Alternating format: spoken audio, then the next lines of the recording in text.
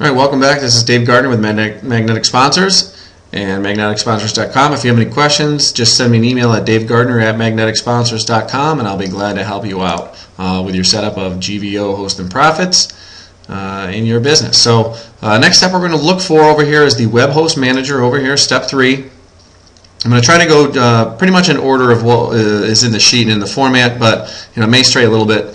What we're looking for next is down here. You can click either of the Web Host Manager icons, and what's going to happen is you're going to open up a different window. This is the original tab or window.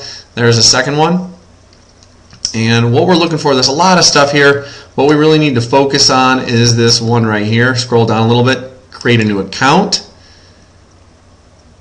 And we'll give it a second here. And don't worry about all this stuff over here.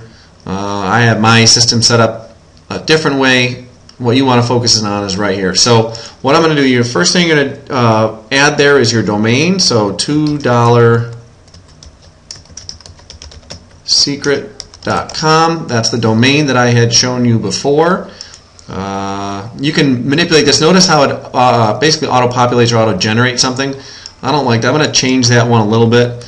Notice it only gives you a couple. Notice it has to have 1 and 8. So notice I've gone a little bit over that. So I'm going to change it to, notice, all right, here, okay, here's a warning. I haven't done this one yet before. I've always had letters. So notice cannot start with a number. So that's good to know, and just so, for your reference as well. So we're gonna call that $S for dollars, I guess. I'm going to write this down too. You should always kind of jot it down. Maybe have it saved someplace else. And then when you do your password, it's going to show up as the actual letter. So I'm just going to do a generic password. Then I'm going to go and change it later. I guess, sorry, that was with the blog. I forgot. With the blog, I will do this. So I'm going to do a password I'm familiar with. Again, try to manipulate. There's programs you can use that auto-populate passwords as well. You can do one right here and just copy it. But sometimes people get confused. So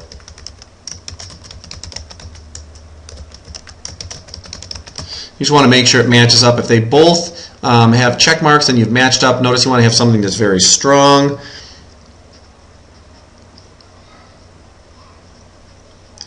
Otherwise, you're going to have an issue. Now, what I'm going to do, I want to actually name this. We're going to set you through. There's some other videos in the book as well that link into some videos that I made as far as how to use Gmail to basically streamline your system. So I'm going to set up Dave Gardner at $2secret.com. Make sure you have the correct domain name right here. The $2 secret should be the same as $2 secret up there.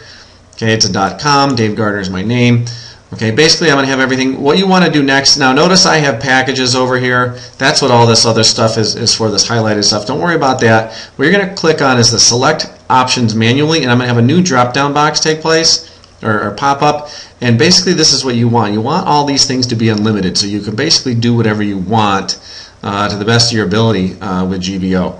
And you're basically going to leave most of this alone too. If you live in a different country, perhaps you're going to change some of these. We have different languages that are available with GVO. And basically everything else I'm going to leave set, and I'm going to click create. And basically I'm going to auto-populate my information for my account. Okay, and then I'll be able to go into my cPanel and get going.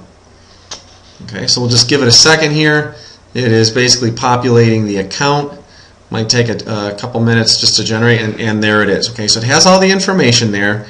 Has the password. Notice your password does pop up if you want to take a picture of this, you want to save this. So I'll be going through and changing that password anyways, just because I'll probably block it on this video too. But again, it shows you some of that background information of what's available. So again, that's getting your system set up.